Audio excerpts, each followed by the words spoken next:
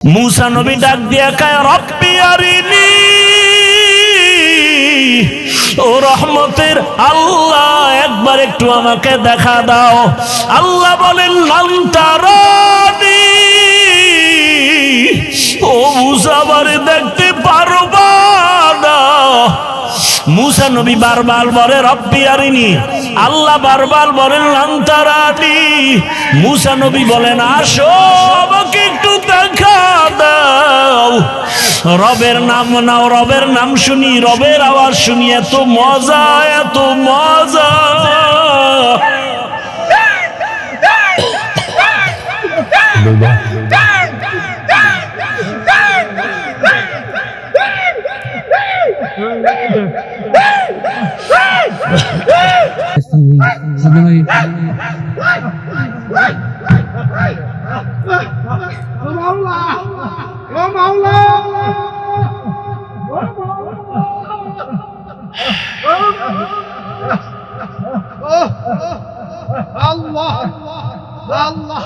Not covered go.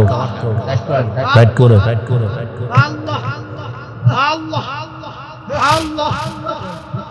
भाईरा हमार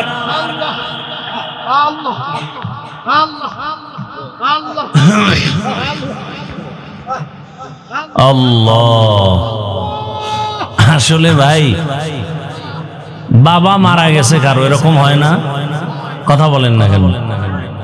তো দু চারটা সন্তান আসছে, বাবায় মারা গেছে, কেউ গামছা চোখে দিয়ে কান্না করে, আবার একটা ছেলে আইসা মাটিতে গড়াগড়ি খায় আর চিল্লায়, এরকম নাই?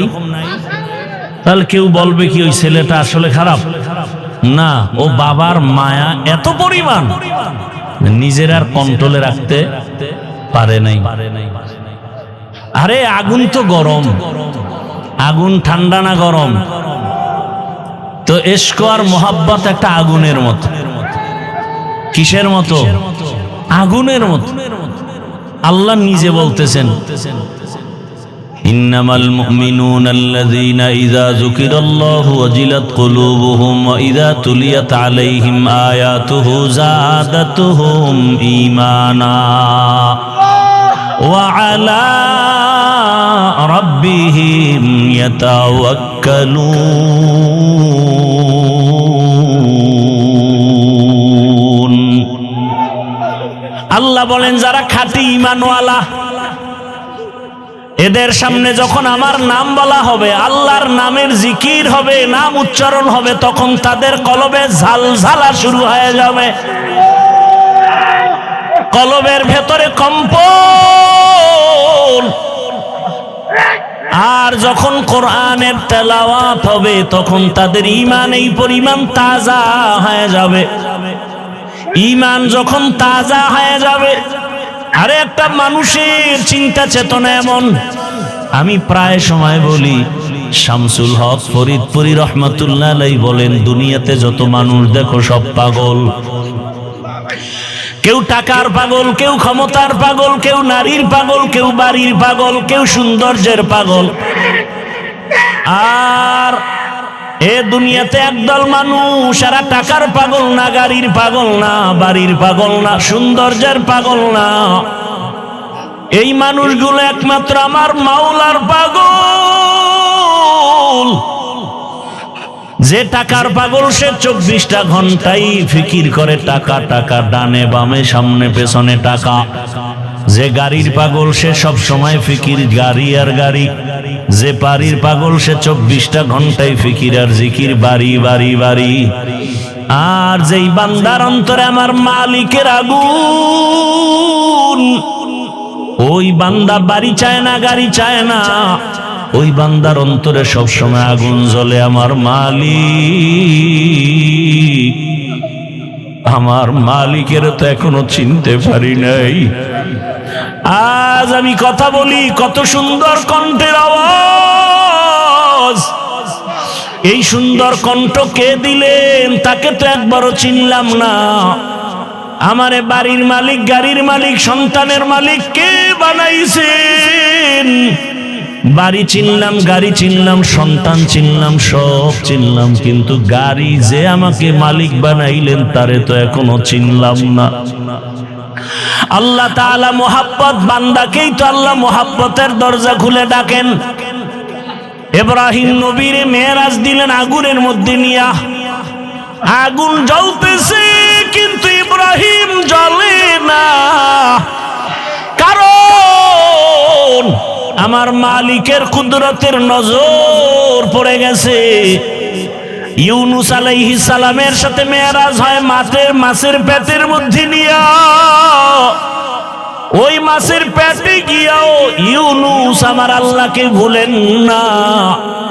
ওই মাছের পেটের মধ্যে ইউনুস আমার আল্লাহকে ডাকতেছেন। আল্লাহ বলেন, যে আমাকে ভুলে না আমিও তাকে ভুলতে পারি না। আল্লাহ তাআলা মুসা নবীর সাথে কথা বললেন তুর পাহাড়ে, মেরাজ। আদম আলাইহিস সালামের সাথে মেরাজ আরাফার ময়দান। আর আপনার আমার নবীর সাথে মেরাজের চূড়ান্ত ঠিকানা দিলেন আরশে আজিম। সেই মেরাজ হলো রাতের বেলা না দিনে? রাতে। কেন? বন্ধুর সাথে বন্ধুর মোহাব্বতের আলাপটা তো রাতের অন্ধকারেই ভালো হয়। ইশকে আশালাস্তে কোচো বরফরু হরছে জুজ মাশুকে বাকি জুমলাসু। আল্লাহ এজন্য নবীকে রাতের বেলা নিয়ে গেলেন, আর সে আজিমি নিয়ে কথা বলবেন। আল্লাহ তাআলা জিবরাইল আমিনকে পাঠায় বলে, যাও আমার নবীকে সাজাইয়া নিয়ে আসো আমার বাড়ি আরশে আজিমে। জান্নাত থেকে একটা বোরাক নিয়ে যাও। জান্নাত থেকে একটা বোরাক সুন্দর করে সাজাইয়া রহমতের নবীর ঘরের দরজায় নিয়ে হাজির হয়ে যাও। হোয়া হুকুম জিবরাইল কো यूं शिताब बुराक एक जन्नत से कर इंतखाब सजा उसको ज़ेवर से तू ताब पा फिर उसको तू काबा में लेकर के जा। আল্লাহর অর্ডার হয়ে গেল। আমার রসুলকে এখন কাছে বসায় কথা বলবেন। বোরাক নিয়ে জিবরাইল হাজির। রাতের বেলা, এমন রাত নবীও ঘুমায়। মক্কা নগরীর পার্শ্বে হাতিমে কাবা। জিবরাইল আমিন বোরাকটা বাইতুল্লাহর পার্শ্বে রাখিয়া এইবার তিনি চলে গেলেন আমার রসুলকে ঘুম থেকে সজাগ করার জন্য। নবী ঘুমন্ত অবস্থায় আছেন, রাতের গভীর। নবী কোথায় ঘুমাচ্ছেন? এই ক্ষেত্রে তিনটা মতামত পাওয়া যায়। কেউ বলেন নবী হাতিমে কাবায় ঘুমাচ্ছেন, কেউ বলে নবী শিয়াবে আবু তালিবের মধ্যে ঘুমান, কেউ বলেন নবী তার চাচাতো বোন উম্মে হানির ঘরের মধ্যে ঘুমাচ্ছেন। তিনটাই সহিহ। উম্মে হানির ঘর হলো শিয়াবে আবু তালিবের মাঝখানে। জিবরাইল আমিন নবী তো ঘুমান। ঘরের উপর থেকে ছাদ ছিদ্র করে জিবরাইল ঢুকলেন। দরজা দিয়া ঢুকছে না উপর দিয়া? ছাদ ছিদ্র করে মাঝখান দিয়া ঢুকলেন। জিবরাইল আমিনের 600 নূরের পাখা। রহমতের নবী ঘুমাচ্ছেন। এই মুহূর্তে কোনো আওয়াজ দেওয়া যাবে না। রহমতের নবী ঘুমান। হাত লাগানো যাবে না, মাথায় কোনো টাচ করা যাবে না। জিবরাইল 600 নূরের পাখা এক পাশে রেখে রহমতের নবীর কদম মোবারকের তলায় গিয়ে একটু পাখা লাগায়া দিলেন। কেউ বলেন জিব্বা লাগাইছেন। রহমতের নবী সজাগ হয়ে গেলেন। তাকায় দেখে জিবরাইল আমিন সামনে বসা। নবী জিজ্ঞাসা করলেন, ভাই জিবরাইল, এই রাত্রে কেন? আবার তাকায় দেখে উপর থেকে আলো দেখা যায়, ছিদ্র, দরজা আটকানো। বলে আপনি কি দরজা দিয়ে ঢুকেন না? কয় না। কোথার থেকে? বলে ছাদ ছিদ্র করে আসছে। উল্টা পথে কেন? আজকে সব ব্যবহার উল্টাই হবে, সব উল্টা হবে। আপনার জন্য এক মহা সুসংবাদ নিয়ে আসছি।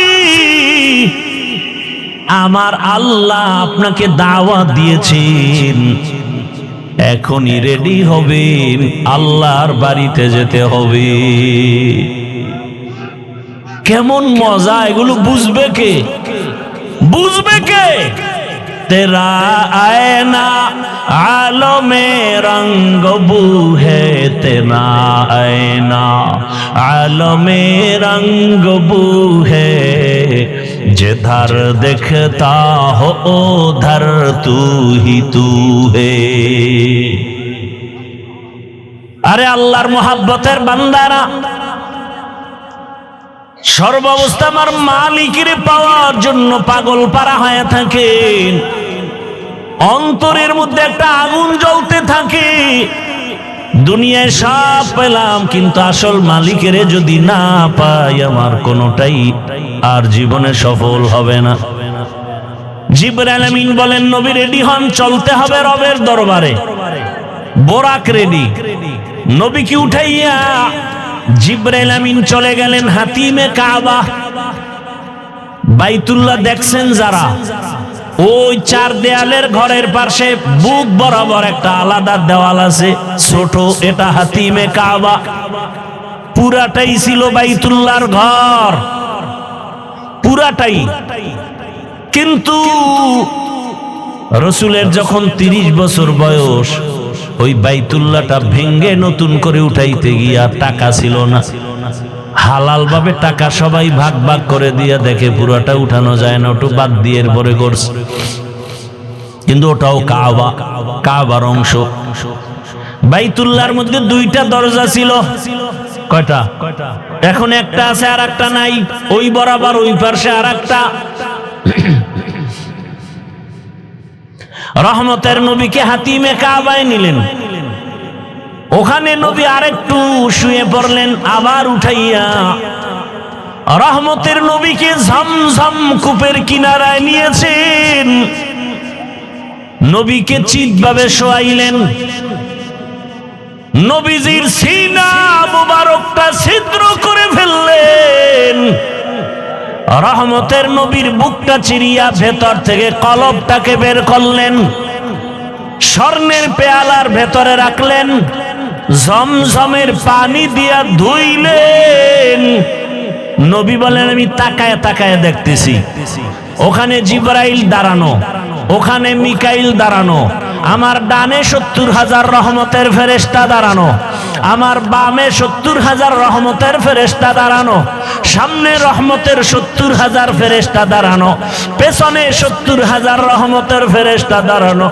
আমি দেখতেছি আমার বুকটা সিরিয়া কলবটাকে বের করে স্বর্ণের পেয়ালায় রাখলেন, আর জমজমের পানি দিয়ে আবার কলবটাকে ধুইলেন।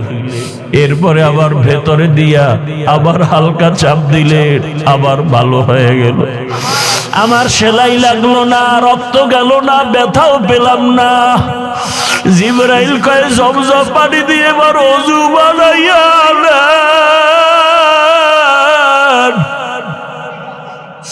ওযু বানাইয়া রেডি হয়ে যান।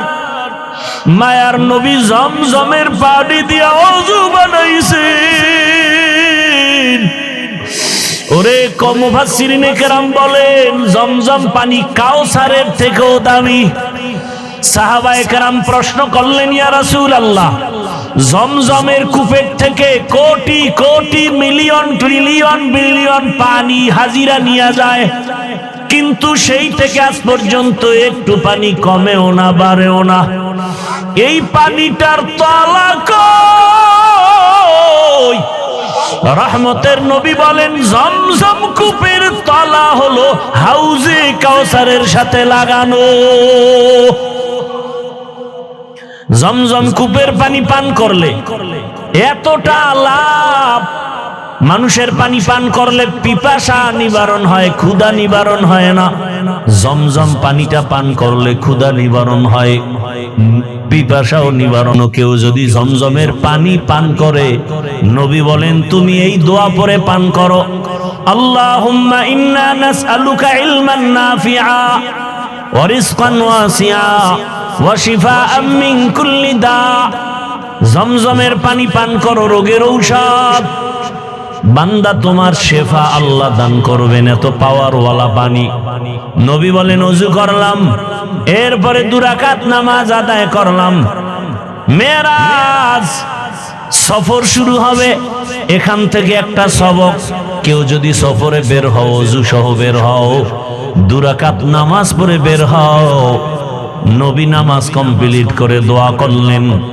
এবার জিবরাইল বলেন ইয়া রাসূলুল্লাহ, বোরাক রেডি, উঠেন। নবী উঠবে, কিন্তু বোরাক একটু বাহানা করে, উঠাইতে চায় না। জিবরাইল বলে বোরাক এমন কেন করো, চিনো? বলে হ্যাঁ চিনি, নি তো রহমতের নবী। বাহানা করার একটা কারণ, নবী যদি একটু বলতেন আজ আমাকে বাহন উঠবেন, ব্যবহার করবেন, হাসরেও জান্নাতে আমাকে ব্যবহার করবেন, যদি নবী বলতেন আমি একটু খুশি হইতাম। এই কথাটা শোনার জন্য আমি বাহানা করতেছি। রহমতের নবী আমার পিঠে সওয়ার হয়ে যাবেন। রহমতের নবী উঠলেন, জিবরাইল মিকাইল চলছে। বাইতুল্লাহ থেকে বাইতুল মাকদিস যাইতে 1 মাস লাগে। নবী বলেন আমি তাকায় দেখলাম এই বোরাক একটা কদম দেওয়া মাত্র বাইতুল মাকদিসে হাজির। মসজিদ থেকে মেরাজ শুরু। এজন্যই তো বান্দা মুমিনের মেরাজ হলো নামাজ। মসজিদে গিয়া নামাজে দাঁড়াও, ওখানে ঢোকার সময় ইতিকাফের নিয়তে ঢুকো। দুনিয়াবি কালেকশন সব বন্ধ, এখন রবের সাথে সম্পর্ক, রবের দরবারে হাজির হয়ে গেছো। এজন্যই তো নামাজের মধ্যে কোনো সালাম চলে না, কথা চলে না। কেন? তখন একমাত্র কথা চলে আমার রবের সাথে। নামাজের ভেতরে রবের সাথে কথা চলবে, দুনিয়ার কানেকশন বন্ধ, ব্যবসা বন্ধ, চাকরি বন্ধ, কথা বন্ধ। কেউ সালাম দেওয়া জায়েজ নাই, দিলেও নিতে পারবে না। রহমতের নবী বলেন বের হয়ে গেলাম, মাঝখানে আরো জায়গায় জায়গায় দাঁড়াইলাম। প্রথম স্টেশন মদিনাতুল মুনাওয়ারায় নামলাম, 2 রাকাত নামাজ পড়লাম। এরপরে আবার যাইতেছি, মুসা নবীর এলাকা তুর পাহাড় দেখলাম। মুসা নবীর কবরটাও আল্লাহ দেখাইছে। আমি মুসা নবীর কবরের দিকে তাকায় দেখি মুসা নবী কবরে নামাজ আদায় করতেছি। আল্লাহর রাসূল বলছেন সব নবীরা কবরে জিন্দা। আল আম্বিয়া ওয়াহিয়াউন ফি কুবুরিহিম ইউসাল্লুন। সমস্ত নবী রাসূল কবরে জিন্দা। আল্লাহ কোরআনে বলেন আমি এদেরকে খানা দেই, রিজিক দেই। এই হাদিসটা আওলাদে রাসূল হুসাইন আহমদ মাদানী রাসূলের রওজার পাশে ছাত্রদেরকে পড়াচ্ছেন। ছাত্ররা কয় হযরত, নবী রাসূল মসজিদে কবরের মধ্যে নামাজ পড়েন, এটা কেমনে? কয় আমাকে জিজ্ঞাও কেন? যিনি হাদিস কইছেন তিনি তো রওজায় আছে, তাকে জিজ্ঞেস করো। ছাত্ররাও তো তেমন আমাদের মতো বেআমল আর বেয়াদব না। আওলাদে রাসূলের সামনে ছাত্র কত দামি। সাথে সাথে ওরা মুরাকাবায় গেল। ছাত্ররা মুরাকাবায় দেখতেছেন রহমতের নবী সিজদায় পড়ে আছেন। ভাইরা আমার, বাইতুল মাকদিসে চলে গেলেন। রহমতের নবী জিবরাইল আমিন একটা খুঁটির সাথে বোরাকটাকে বাঁধলেন। ওখানে সব নবী রাসূল এসে হাজির হয়ে গেলেন। জিবরাইল আমিন আযান দিলেন। এরপরে ইকামত, ইমামতি কে করবেন? রহমতের নবীকে আল্লাহ পাক সামনে যাওয়ার হুকুম দিয়ে দিলেন। নবী ইমাম হয়ে গেলেন। প্রত্যেকটা পয়েন্টে অনেক কথা বলার সময় নাই। ওখান থেকে আল্লাহ পাক নবীকে আরশে আজিমের দিকে রওনা করায় দিবেন, বোরাক রেডি। নবী বসলেন, জিব্রাইল আমিন বসলেন। এক টানে 500 বছরের পথ চলে গেল চোখের পলকে প্রথম আসমানে।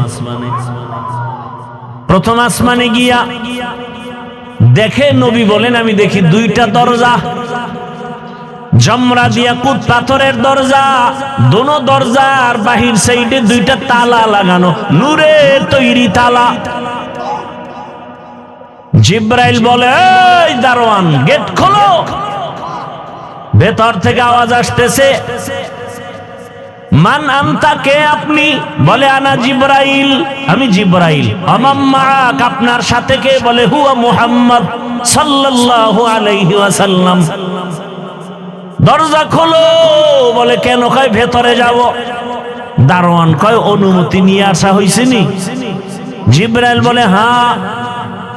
দারোয়ান বলে চাবি তো আমার হাতে নাই, চাবি তো রহমতের রসুলের হাতে, চাবি তো ইসমে আজম, বিসমিল্লাহ বলবে তো তালা খুলে যাবে। নবী বললেন আমি বিসমিল্লাহ বলা মাত্র দোনোটা নূরের তালা খুলে গেল। ভেতরে ঢুকলাম। নবী বলেন প্রত্যেক আসমানে 2টা করে দরজা আছে। এক দরজা দিয়া বান্দার আমল আরশে আজিমে যায়, আর এক দরজা দিয়া আমার মাওলা বান্দার জন্য রিজিক পাঠায়। হ্যাঁ, আল্লাহ রিজিক পাঠায় এক দরজা দিয়া, আর এক দরজা দিয়া বান্দার আমল চলে যায়। নবীজি বলেন আমি ঢুকলাম, ঘুরে ঘুরে ঘুরে ঘুরে দেখলাম।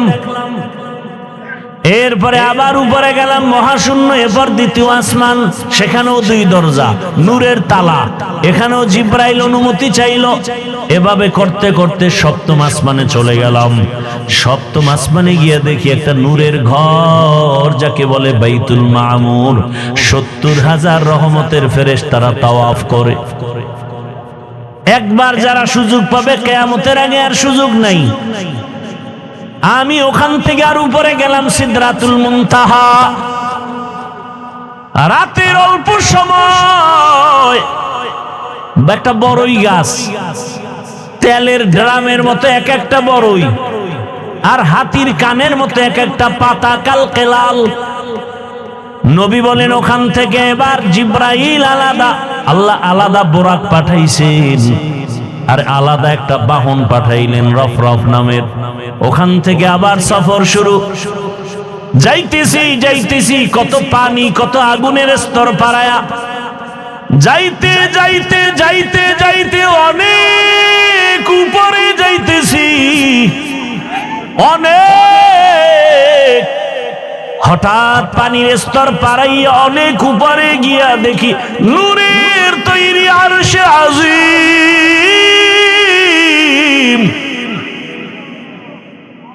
আমি ওখানে গিয়া জুতা খুলতে শুরু করলাম।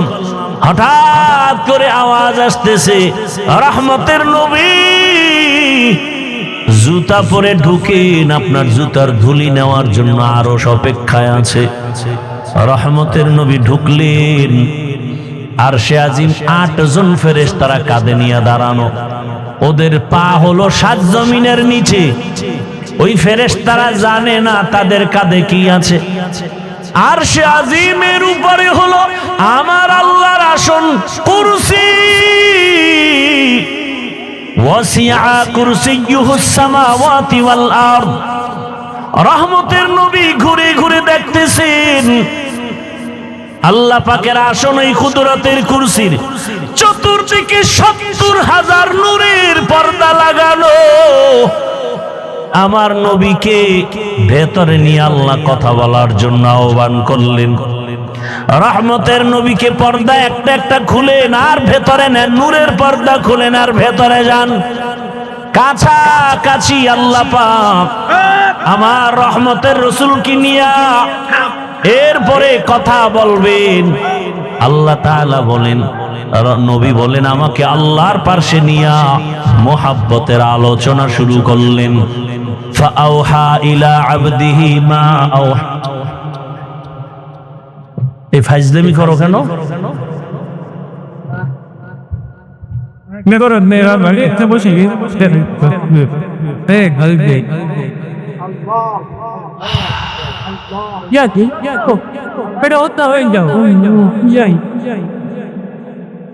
ইশক মোহাব্বত ভালো, সম্মান ভালো, আবেগ দিয়ে বেয়াদবি করা ভালো না।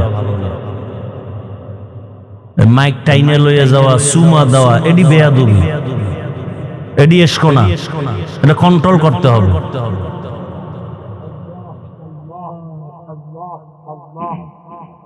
আবেগে বেয়াদবি করা যাবে না। আল্লাহ হেদায়েত দান করুন। আমিন আমিন আমিন আমিন।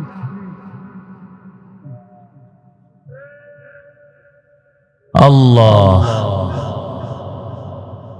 রহমতের নবীকে পাশে বসাইয়া নবী বলেন কোরআনের আয়াত, ফা আওহা ইলা আবদিহি মা আওহা। আল্লাহ তাআলা বলেন আমি রসুলকে মনের মতো কথা বললাম। এবার আসেন আয়াতের ভেতরে আল্লাহ বলছেন সুবহান, আমি পবিত্র। আল্লাহ তো সব সময় পবিত্র। মেরাজের ঘটনা বয়ান করতে গিয়ে পবিত্র শব্দ বললেন কেন? মুফাসসিরিনে কেরাম বলেন মানুষ অনেকে কল্পনা করে এটা কেমনে সম্ভব, কেমনে সম্ভব, কেমনে সম্ভব। আল্লাহ বলেন তোমার সব প্রশ্ন থেকে আমি পবিত্র, আমি সুবহানের দ্বারা সম্ভব। দুনিয়ার সবাই বলে অসম্ভব, সুবহান তার দ্বারা কি সম্ভব। ঈসা নবীকে জমিন থেকে দ্বিতীয় আসমানে যদি মাওলায় নিতে পারেন, আমার রসুলকে পারবেন না? পারেন না? মুসা নবীকে আমার আল্লাহ তুর পাহাড়ে নিয়ে কথা বলায় বেহুশ করাতে পারেন। ইউনুস নবীকে মাছের পেটে নিয়ে আবার যদি ফিরায় দিতে পারেন, তাহলে আমার রসুলকে আরশে নেওয়া অসম্ভব। আল্লাহ বলেন সুবহান, আমি পবিত্র, সত্তার জন্য সম্ভব। বিলকিসের সিংহাসন সুলাইমান পয়গম্বরের সামনে চোখের পলকে হাজির করেছেন একজন সাধারণ মুসলমান মানুষ, কোরআন ও হাদিসের ইলমওয়ালা, আল্লাহর দেওয়া ইলমের অধিকারী, চোখের পলকে নিয়ে আসছেন। এটা যদি পারে আমার রসুলকে আল্লাহ কেন আরশে আজিমে নিতে পারবেন না? আল্লাহ বলতে গিয়ে বলেন সুবহান, পবিত্র সত্তা, আল্লাযী আসরা বিআবদিহি, ভ্রমণ করাইলেন তার বান্দাকে। এখানে একটা পয়েন্ট খুব খেয়াল করবেন, ভ্রমণ করাইলেন আল্লাহ তার, এখানে বান্দা বলতে কে? মুহাম্মদুর রাসূলুল্লাহ। আচ্ছা, এখানে অনেক কঠিন কথা। কোরআনে হাকিমে আমার আল্লাহ নূহ নবীকে নাম ধরে ডাকছেন, ইয়া নূহ। ইব্রাহিম নবীরে ডাকলেন ওয়ানা দাইনাহু ইয়া ইব্রাহিম। মুসা নবীরে ডাকলেন আমা তিলকা বিয়ামিনিকা ইয়া মুসা। কিন্তু কোরআনে হাকিমে কোথাও আমার রব আমার রসুলের নাম ধরে ডাকেন নাই। খুব খেয়াল করিয়েন, আল্লাহ পাক আমার নবীকে যত জায়গায় ডাকছেন সম্মান সূচক শব্দ দিয়ে ডাকছেন, ইয়া আইয়ুহাল মুজাম্মিল কুমিল লাইলা ইল্লা কলিলা, ইয়া আইয়ুহাল মুদ্দাসসির কুম ফাআনজির ওয়া রাব্বাকা ফাকাব্বির ওয়া সিয়াবাকা ফাতাহহির। আমার নবীকে রহমাতুল লিল আলামিন উপাধি দিয়ে সম্বোধন করলেন, আমার নবীকে শাহিদা ওয়া মুবাশশিরা বলে সম্বোধন করলেন, আমার নবীকে সম্বোধন করলেন তাহা, ইয়াসিন। কোথাও নাম নিলেন না, কিন্তু শব্দগুলো যে আল্লাহ সম্বোধন করলেন বড় দামি। পৃথিবীর ইতিহাসে রসুলের একটা সফর হলো মেরাজ, এটা বেঈমানেরা মানতে পারে না। এত বিশাল বড় একটা অলৌকিক ঘটনার ক্ষেত্রে আমার রসুলকে একটা দামি শব্দ দিয়ে সম্বোধন না করে শুধু বান্দা বললেন কেন? একটা নরমাল শব্দ। আমরাও বান্দা, ইহুদিরাও বান্দা, খ্রিস্টানেরাও বান্দা, আমার রসুলও বান্দা। বান্দা শব্দ নবীকে কেন বলা হলো? এর চারটা কারণ আছে। কয় কারণ বলবো? একটা কারণ বলি, বাকি বলার সময় হবে কিনা জানি না। আমার আল্লাহ আমার রসুলকে বান্দা বললেন কেন? এত নরমাল শব্দ। আমরাও বান্দা, রসুলও বান্দা, ইহুদিরাও বান্দা, খ্রিস্টানেরাও বান্দা, নবীও বান্দা। আল্লাহ পাক নবীকে বান্দা বলার এখানে 4টা কারণ। 1 নাম্বার কারণ হলো আমার নবী নিজেই নিজেরে বান্দা বললে বড় খুশি হয়ে যান। আমার নবীকে বান্দা বলতে গেলে নবী নিজেই বড় খুশি। ওই যে হুদাইবিয়ার সন্ধির সময় খেয়াল করেন, যখন লেখাপড়া শুরু, লিখতেছে হযরত আলী কাগজ। নবী তো লিখতেও পারেন না, দেখা পড়তেও পারেন না। এখন সন্ধির মধ্যে লেখছে মুহাম্মদ ইবনে আব্দুল্লাহ মিন রাসূলিল্লাহ, আল্লাহর পক্ষ থেকে যিনি রসুল তিনি মুহাম্মদ আব্দুল্লাহর ছেলে। এখন মুশরিকরা কয়, এই রসুল লেখা হলো কেন? রসুল যদি মানি তা তার সন্ধি থাকে না। আমরা তো মুহাম্মদকে মুহাম্মদ মানি, রসুল মানি না। এখন ওমর তরবারি নিয়ে রেডি, নবী অর্ডার দিলি সাইজ করে ফেলাম। নবী কয় না, ঝগড়ায় যাইও না, চুক্তি হইতেছে, এবার রসুল নামটা কেটে দাও আলী। আলী কয় নবী আপনি কি রসুল না? বলে হ্যাঁ। কাটবো কেন? আমার কল্লা কাটতে পারি, রসুল কাটবো না। ওমরও রেডি, কাটবে না। এইবার নবী কয় তাহলে আমার কাছে দাও। নবী নিছেন চুক্তিপত্র নিয়ে, বলে রসুল শব্দটা লেখা কোথায়? আমাকে আঙ্গুল দিয়া ধরাও। নবীকে ধরায় দিছে। নবী শাহাদাত আঙ্গুলটা রেখে এভাবে একটা টান দিছেন, লেখা মুছে গেছে। নবীজি নিজের বান্দা বললে বড় খুশি হয়।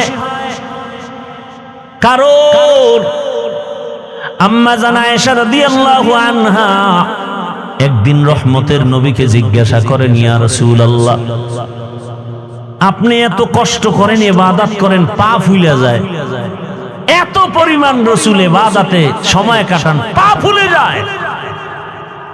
নবীজি কি বললেন জবাবে? আফালা আকুনা আবদান শাকুরা, ও আয়েশা আমি কি আল্লাহর শুকরগুজার বান্দাদের মধ্যে অন্তর্ভুক্ত হব না? তাহলে নবী নিজেকে বান্দা বললে কি হয়? খুশি হয়। এজন্য দেখছেন নি ওই আরশে আজিমের মধ্যেও নবীকে বান্দা বলা হলো। ফাআওহা ইলা আবদিহি মা আওহা, আল্লাহ বলেন আমার বান্দার কাছে আমি ওহী নাজিল করলাম, যা বলার বলছি, এটা আর গোপন প্রকাশ না। এবার আরো মজার কথা, নবীর জিগে আপনি যে আমার বাড়ি আসছেন, হাদিয়া নিয়ে আসা দরকার না? কি নিয়ে আসছেন? নবী বলেন আত্তাহিয়াতু লিল্লাহ ওয়াসসালাওয়াতু ওয়াত-তাইয়্যিবাত, 3টা নিয়ে আইছি হাদিয়া। আল্লাহ কয় আমিও 3টা দিলাম। আসসালামু আলাইকা আইয়ুহান নবী ওয়া রাহমাতুল্লাহি ওয়া বারাকাতুহু। নবীকে আমি একা নিলাম না, আমার উম্মতেরও ভাগে লইলাম। উম্মতের কান্ডারি নবী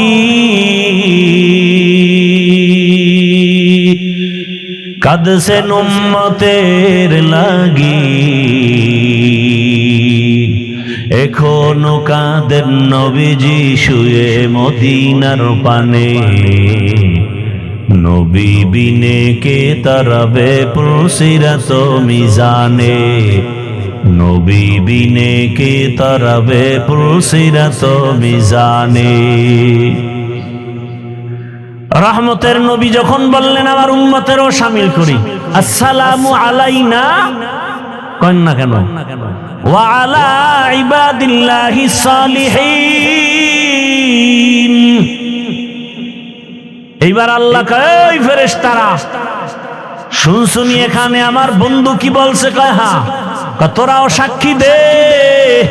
ফেরেশতারাও বলল আশহাদু আল্লা ইলাহা ইল্লাল্লাহু ওয়া আশহাদু আন্না মুহাম্মাদান।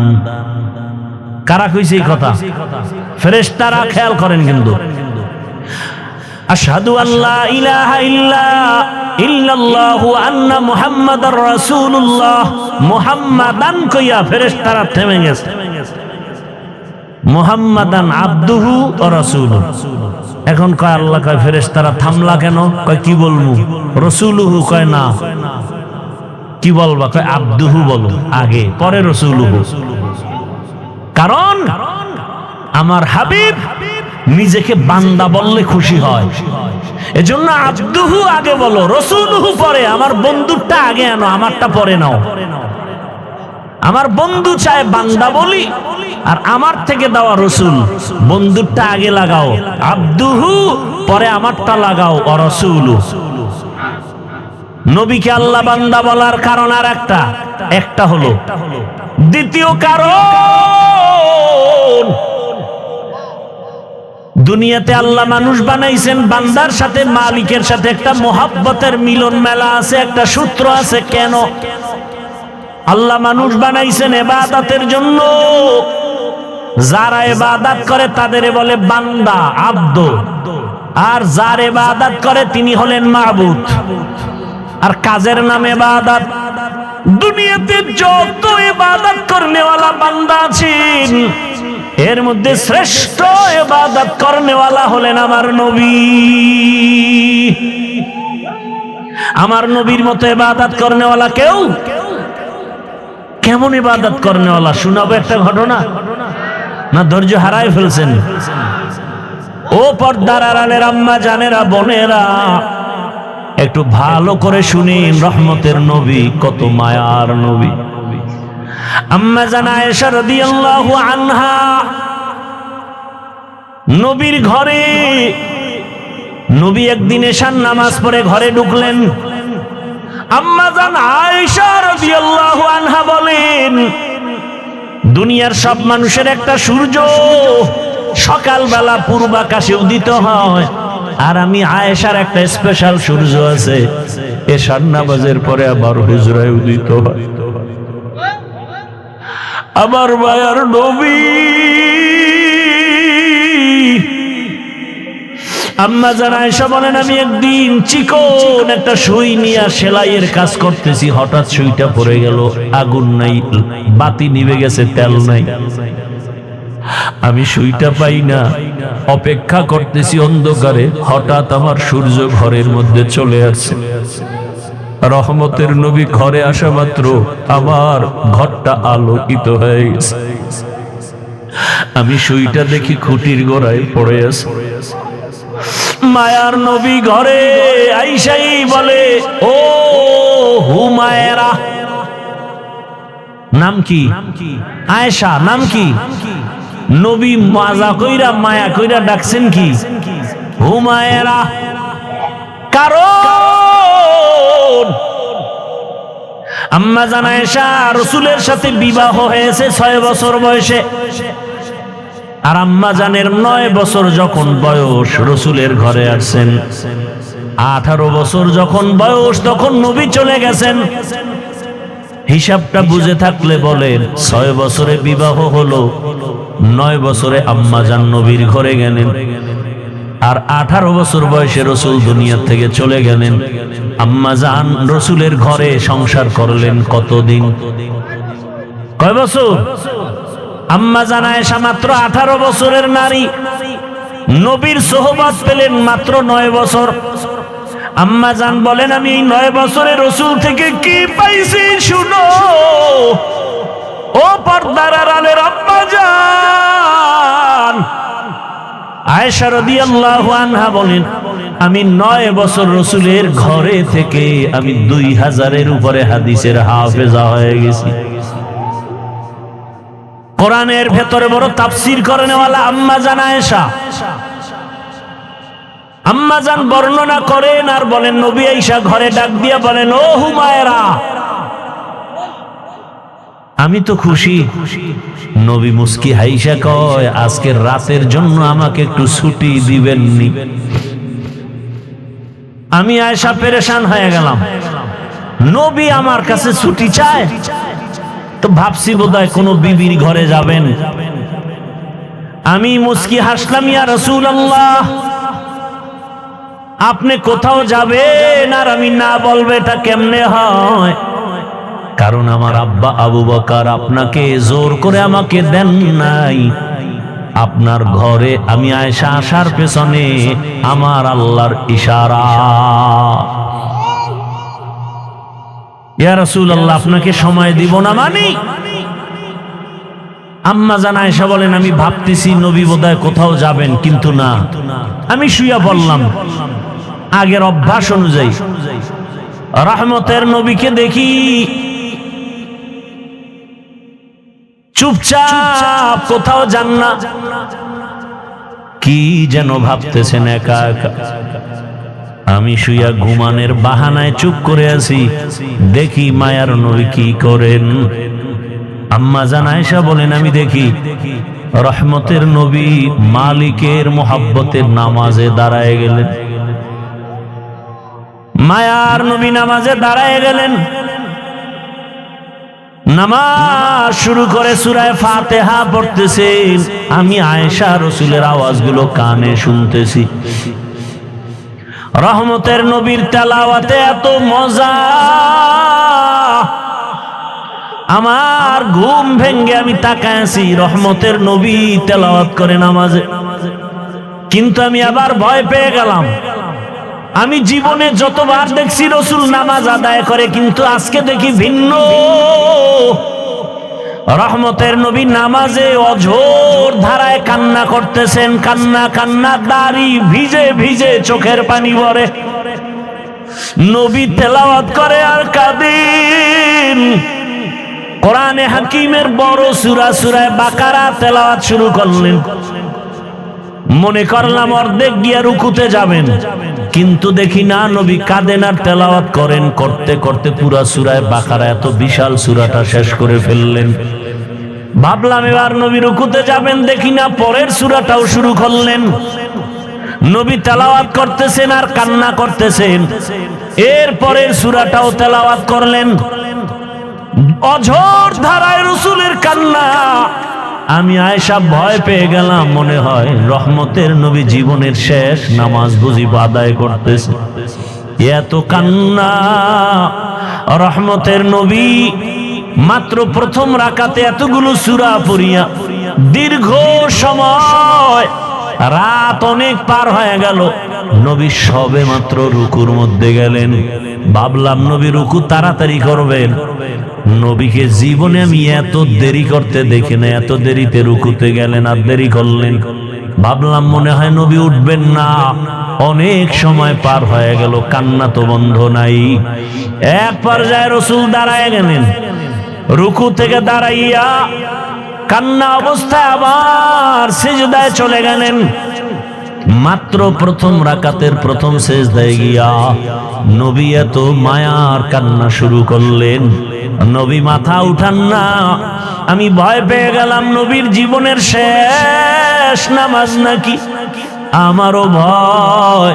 রহমতের নবী প্রথম রাকাতের প্রথম সিজদায় পড়ে আছেন, কান্না। নবী মাথা উঠান না, উঠান না, উঠান না। হঠাৎ করে আমি আয়েশা কান সোজা করে শুনি মসজিদের হুজরার বাহিরে বেলালের কণ্ঠের আওয়াজ। বেলাল ডাক দেয় প্রতিদিন, আজও ডাক দিয়া কয়, ইয়া রাসূলুল্লাহ আজ নামাজের ফজরের সময় কাছে, তাড়াতাড়ি প্রস্তুতি নেন ফজরের নামাজ আদায় করার জন্য। নবী এখনো প্রথম রাকাতের প্রথম সিজদায় পড়ে কান্না করেন, এখনো দ্বিতীয় সিজদা করেন নাই, দ্বিতীয় রাকাতও পড়া হয় নাই। রহমতের নবীর কান্না মনে হয় পুরা ঘর নামাজের জায়গা ভিজে গেল। রহমতের নবীকে আমি জিজ্ঞাসা করি, ইয়া রাসূলুল্লাহ আপনি এত কাঁদেন, আপনার তো কোনো গুনাহ নাই, আপনাকে প্রায় দেখি আপনি কান্না করেন। আমার নবী বলেন, আয়েশা আমার কলিজায় কত ব্যথা তুমি জানো না রে আয়েশা।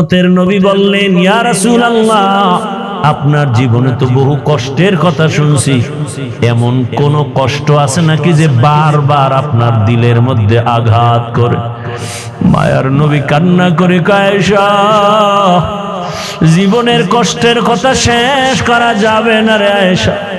3টা বছর পর্যন্ত আমার কওমের লোকেরা গৃহবন্দী করে রাখছে, পানি দেয় নাই, খানা দেয় নাই, গাছের পাতা চাবাইয়া চাবাইয়া পেটের ক্ষুধা নিবারণ করেছি, পেটে পাথর বেঁধেছি। ও আয়েশা, এত কষ্টের মাঝে আমার সব থেকে বেশি মনে পড়ে তায়েফের জমিনের পাথরের আঘাত। আমি যখন কালেমার দাওয়াত নিয়ে তায়েফের জমিনে চলে গেলাম, ওই তায়েফের বেঈমানেরা ছোট ছোট বাচ্চাদেরকে লেলিয়ে দিয়েছে। ওই তায়েফের ছোট ছোট বাচ্চাগুলো পাথর হাতের মধ্যে নিয়া আমার শরীরে বসা পড়ে না, বাসি পড়ে না রে আয়েশা। ওই তায়েফের ময়দানের ছোট ছোট বাচ্চাগুলো এত জোরে জোরে পাথর মেরেছে, মনে হয় যেন পাথরের আঘাতে বৃষ্টির মতো আমার শরীর থেকে রক্ত পড়িয়া জুতা মোবারক আটকায় গেছে। আমার ওই কাফেরদের বাচ্চাদের পাথরের আঘাত আমার শরীর থেকে রক্ত পড়িয়া জুতা আটকায় গেছে, আমি সহ্য করতে পারি নাই। আসমান থেকে আমার আল্লাহ জিবরাইলের পাঠায় কয়, যাও যাও। আমার মায়ার নবী কান্না করলে আমি আল্লাহ সহ্য করতে পারি না। জিবরাইল আমিন আসি আমাকে বলে, নবী আপনি কাঁদিয়েন না, আমার মাওলা সহ্য করতে পারেন না, আপনি এখন অর্ডার দেন তায়েফের জমিন উল্টায়া ধ্বংস করে ফেলি। মায়ার নবী বলে, ভাই জিবরাইল ওদের মারিও না, ওরা জানে না আমি কেমন, ওরা জানে না আমি কেমন, আমি কত বড় অসহায়, আমি কত বড় ইয়তীম। এই তায়েফের মানুষ জানে না আমি যে বাবা হারা সন্তান। আমি দুনিয়াতে আসি একবারও বাবা বলে ডাক দিতে পারি না, বাবার আদর থেকে আমি বঞ্চিত, মায়ের আদর থেকে আমি বঞ্চিত। ও জিবরাইল এদের মারিও না। ও আয়েশা, ওই তায়েফের কথা মনে পড়লে আমি আর সহ্য করতে পারি না রে আয়েশা। আমার শরীর থেকে কি পরিমাণ রক্ত জমিনে পড়ে গেছিল। আমি অসহায়, আমার বাবা নাই, আমার মা নাই, দাদাও চলে গেছে। এত কষ্টের জীবন আমার রব আমাকে এত আদর করেছেন। ওই মা হারা বাবা হারার ভেতর আমি আমার রবেরে ভুলি নাই। ও পর্দার আড়ালের মা বোনেরা, ও বৃদ্ধ বাবাজিরা, ও যুবক বাবারা, এই ময়দানে কত আল্লাহর বান্দা আছো, মা নাই, বাবাও নাই। আজকে মা হারা বাবা হারা সন্তানের কলিজায় কত আঘাত। এই মা বাবার চোখের পানি আর দোয়া ছাড়া মানুষ হওয়া সম্ভব না রে বাবা। ওই মায়ের চোখের পানি, বাবার চোখের পানি আর কষ্ট আজ আল্লাহ চেহারে বসাইছেন। ওরে মা বাবার জীবনের কষ্টের ঋণ আদায় করা যাবে না রে সন্তান। আমার মায়ার নবী কাঁদেন মা হারা বাবা হারা হয়ে।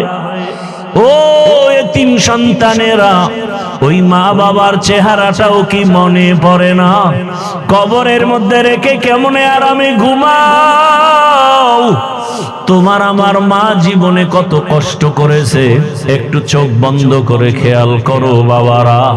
ও যুবকেরা, বৃদ্ধ বাবাজিরা, পর্দার আড়ালের মা বোনেরা, ওই আমার মালিকের ভুলে গেছেন। কোন দিন যেন মালিক ডাক দেয় আর থাকা যাবে না। ওই মা বাবার জন্য চোখের পানি ছেড়ে দোয়া করেন। কত বাবা এত কষ্ট করে করে সন্তানকে বড় বানাইছেন। এক সময় বাবা চাল কিনতে পারে নাই, ডাল কিনতে পারে নাই। কত বাবার মনে চাইতো ইলিশ মাছ খাবে, কিনার মতো টাকা ছিল না। কত মায়ের অন্তর চাইতো বেদানা আঙ্গুর খাবে, কেনার টাকা ছিল না। আজকে সন্তান তোমার ঘরে মাছের অভাব নাই, ফলের অভাব নাই, কিন্তু ওই মাছ আর ফল কে খাবে? মা বাবার সাদা কাপড়ের প্যাকেট হয়ে কবরে পড়ে আছে। ওরে তুমি শীতের রাতে ঘুমাইলে মা ঘুমাইতেন না, রাতের গভীরে আসিয়া দেখতেন সন্তানটার মশারি নাই, শীতের ভেতরে গায়ে কম্বল নাই। মা বারবার কম্বল উঠায় দেয়, মশারি টানায় দেন।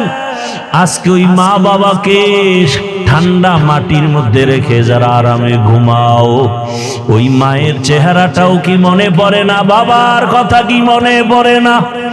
ওই মা বাবার ঋণ আদায় কেমনে করবা? চোখের পানি ছেড়ে আল্লাহর কাছে কান্না করে দোয়া করো। আর যার মা বাবা বেঁচে আছে, ও আমার যুবক বাবারা, দোয়া নিও। ওই মা বাবার দোয়া ছাড়া জীবনের সফলতার দরজা খুলবে না রে বাবা। ও আমার কলিজার যুবক, ওই মা বাবারে কষ্ট দিও না রে বাবা। যদি বাবাকে পাও, হাতটা ধইরা দোয়া নেওয়ার চেষ্টা করিও। এই রত্ন হারায় গেলে আর জীবনে পাওয়া যাবে না। ওই বাবারে পাইলে দোয়া নিও, জীবনের সফলতার দরজা খুলে যাবে। মায়েকে পাইলে ঘরে গিয়া মাকে বলিও, মা জীবনে কত বেয়াদবি করেছি, তুমি গোপনে কষ্ট পেয়ে কান্না করেছো। আজ তওবার নিয়ত করেছি, আর বেয়াদবি করব না। তুমি আমার মাথায় হাতটা দিয়া দোয়া করে দাও। মাকে যদি বলতে পারো, দেখবা মায়ের চোখের কোঠায় পানি। মা ডেকে বলবে, বাবা আয় আয়। আল্লাহর মোহাব্বত নিয়া মাথায় হাত দিয়া ডাকবে, ও আরশে আজিমের মালিক, আমার কলিজার সন্তানটাকে কবুল করে নাও। ও সন্তানেরা, ওই মা বাবার দোয়া নিয়ে আগায়া যাও। ওলামায়ে কেরামের দোয়া, শিক্ষকের দোয়া নিয়ে গাও। ও পর্দার আড়ালের মা বোনেরা, একটা আদর্শ সন্তানের মা হইয়া কবরে যান। ওরে সন্তানের ভবিষ্যৎ চিন্তা করে ভালো আদর্শ যদি দিয়া যাইতে পারেন, সন্তান এক সময় দোয়া করবে আর গর্ব করবে, আমার মা কত ভালো, বাবা কত ভালো ছিল। আমার মা নামাজের সময় নামাজ আদায় করত, কোরআন তেলাওয়াত করত, কখনো বেগানা নিয়ে পড়ে থাকতো না, মোবাইল নিয়ে পড়ে থাকতো না। আমার বাবা কত আদর্শবান, আমার বাবা নামাজ পড়তো, আদর করত, নামাজ ছাড়তো না, বেপরদায় চলতো না, বেগানার দিকে তাকাইতো না। আর যদি মা বাবারা খারাপ আদর্শ রেখে চলে যান, সন্তান এক সময় মনে মনে ধিক্কার দিয়া বলবে, আমার মা বাবা এত খারাপ ছিল, আমি কেমনে ভালো হব। আমার মা বাবা দুজন তর্ক বিতর্ক ঝগড়ায় লিপ্ত থাকতো, নামাজ নাই, রোজা নাই, তেলাওয়াত নাই, সারাটা দিন মোবাইলে গুনাহ দেখতো, বেগানার পেছনে দৌড়াতো, তেলাওয়াতের খবর নাই, আমাদেরকেও ভালো লাইনে চালায় নাই, হারামের উপার্জনের পেছনে চলে যাইতো। ধিক্কার জানাবে রে মা বাবা, এখনো সময় আছে, তওবা করেন, আল্লাহর কাছে মন খুলে দুফোঁটা চোখের পানি ছেড়ে বলেন, হে মালিক, জীবনে তো গুনাহ কম করি নাই, আজ থেকে গুনাহ করব না, নামাজ ছাড়ব না, বেপরদায় চলব না, আর যুবকেরাও তওবা করো, আর কোনদিন মা বাবার সাথে বেয়াদবি করবা না, নামাজ ছাড়বা না, দাড়ি কাটবা না, বেপরদায় চলবা না। মা বাবার দোয়া নিয়া, শিক্ষকের দোয়া নিয়া, উলামায়ে কেরামের দোয়া পরামর্শ নিয়া, রসুলের মহাব্বত নিয়া, নবীজির আদর্শ মেনে চলবা। আল্লাহর কাছে যদি তওবার মতো তওবা করতে পারো, আমার আল্লাহ জীবনের গুনাহ মাফ করে দিবেন। ও আল্লাহ আমাদের মাফ করে দেন, তওবাওয়ালা জিন্দেগি দান করেন। গুনাহের কারণে দিলটা পাথর, চোখে পানিও নাই, কান্নাওয়ালা চক্ষু দান করেন। আল্লাহ আমাদের জীবনটাকে রসুলের আদর্শে গড়ার তৌফিক দান করেন, আমিন। আলহামদুলিল্লাহি রাব্বিল আলামিন, والصلاة والسلام على سيد الأنبياء والمرسلين وعلى آله وأصحابه أجمعين يا أرحم الراحمين يا أرحم الراحمين يا أرحم الراحمين رب ارحمهما كما ربياني صغيرا ও দয়ার মালিক, গুনাহের বোঝা নিয়ে আপনার দরওয়াজায় হাজির। আয় আল্লাহ, এই ময়দানে আমার মতো গুনাহগার কেউ নাই। আমার গুনার খবর কেউ জানে না, আপনি জানেন। গুনাহের কারণে আমার হাত না পাক, আমার চোখ না পাক, আমার জিহ্বা না পাক, আমার অন্তর না পাক। আয় আল্লাহ, তওবার নিয়তে আসছি, আর গুনাহ করব না রে মালিক, আর গুনাহ করব না, আর গুনাহ করব না। আয় আল্লাহ, গুনার কারণে দিলটা পাথর, চোখে পানি নাই, কান্নাওয়ালা চক্ষু দান করেন আল্লাহ। আয় আল্লাহ, গুনার কারণে আমাদেরকে ফিরাইয়া দিয়েন না, রাগ করিয়েন না। আয় আল্লাহ, আমরা তওবার নিয়ত করেছি, আর গুনাহ করব না রে আল্লাহ। এ জীবনে না করিলাম বন্দেগি, গুনাহ করে কাটাইলাম জিন্দেগি, গুনাহ করে কাটাইলাম জিন্দেগি। তওবা করে আবার তওবা ভাঙ্গিলাম, তওবা করে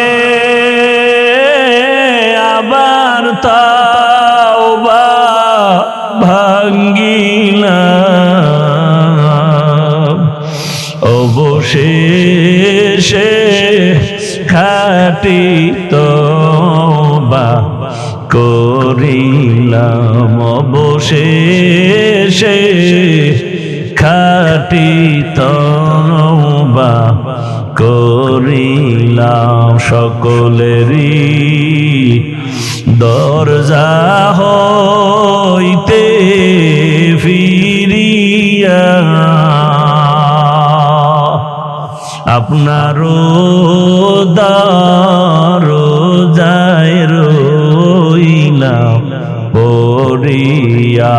আপনি যদি মাফ না করেন বান্দারে, বলে না আপনার বান্দা যাবে কার দ্বারে। গুনাহ করেছি আর তো গুনাহ করব না, গুনাহ করেছি আর তো গুনাহ করব না। করে মাফ করে দেন রব্বানা দয়া করে মাফ করে দেন রব্বানা।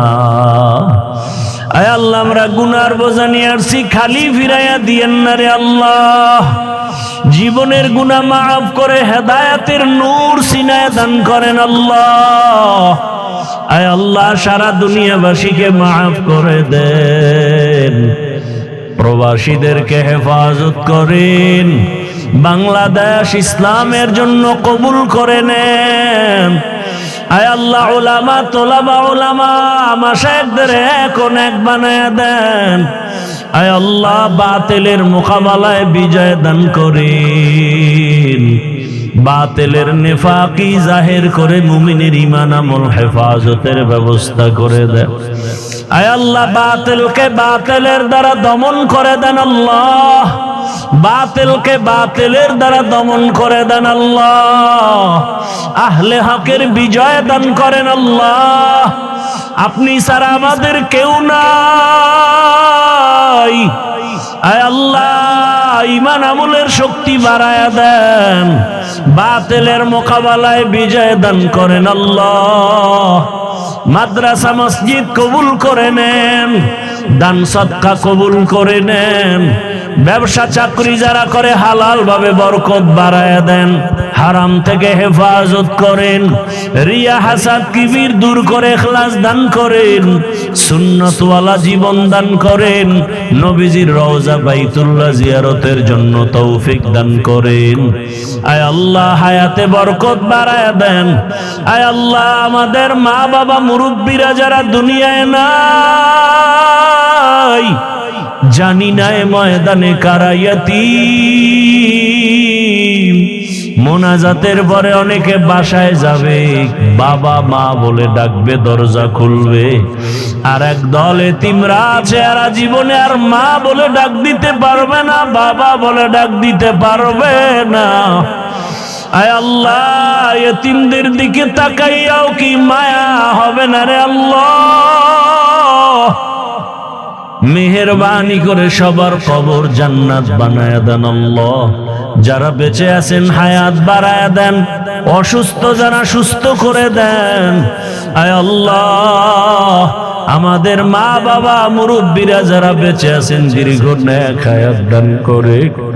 আয় আল্লাহ ডানে বামে তাকাই কেমন যেন এতিম এতিম মনে হয়। আল্লাহ দিনের লাইনেও আমরা বড় বড় বুজুর্গ ওলামায়ে কেরামদের হারাইয়া এতিম,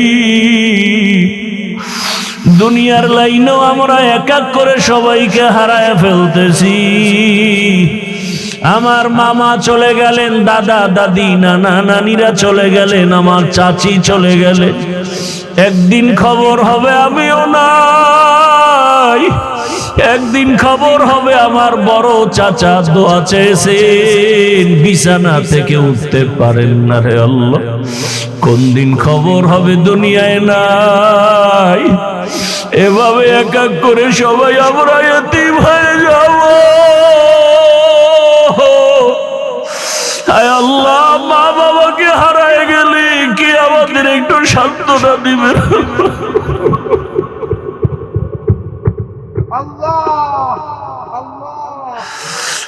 আল্লাহ যার বাবা বেঁচে থাকিয়া যদি বিছানায় অসুস্থ থাকে, ছেলের কলিজাটা বড় হয়ে থাকে, বাবাই বিছানায় থাকলেও মনে হয় একটা গাছ আমাকে ছায়া দিতেছে।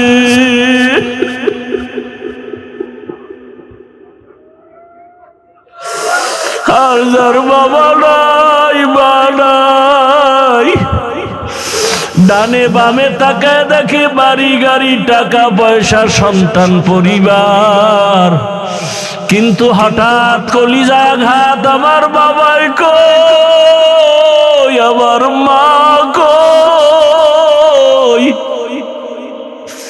আমার বাবা থাকলে আমার কলিজাটা কত বড় থাকতো, মা থাকলে কত কলিজা বড় থাকতো। বিপদে পড়লে মাকে বলতো মা দোয়া করিও, বাবাকে বলে দোয়া করিও। যার মা নাই বাবা নাই, ডানে তাকায় অসহায়, বামে তাকায় অসহায়, কার কাছে দোয়া চাইবে? ও আল্লাহ, এতিমদের দিকে তাকাইয়া দেখে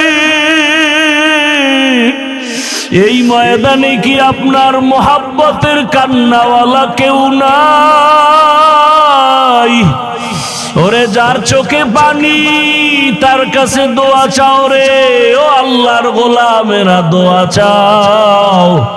কান্নাওয়ালার দোয়া ফেরত যাবে না রে মালিক। যার পছন্দ হয় আপনার কাছে চোখের পানি, তার ওসিলায় মাফ করে দেন। আমাদের মা বাবা আপনজন মুরব্বীরা যারা বেঁচে আছেন হায়াত বাড়ায় দেন। মা অসুস্থ, কুদরতের দ্বারা সুস্থ বানায় দেন। বাবাকে পূর্ণ সুস্থ বানায় দেন। আয় আল্লাহ, চাচা চাচি আপনজনের ভেতরে যারা, সবাইকে সুস্থ বানায় দেন। আয় আল্লাহ, সবার অন্তরে মুহাব্বত বাড়াইয়া আপন আপন হইয়া দুনিয়াতে জীবন চালাবার তৌফিক দান করেন। নফস শয়তানের ধোঁকা থেকে আমাদেরকে হেফাজত করেন আল্লাহ।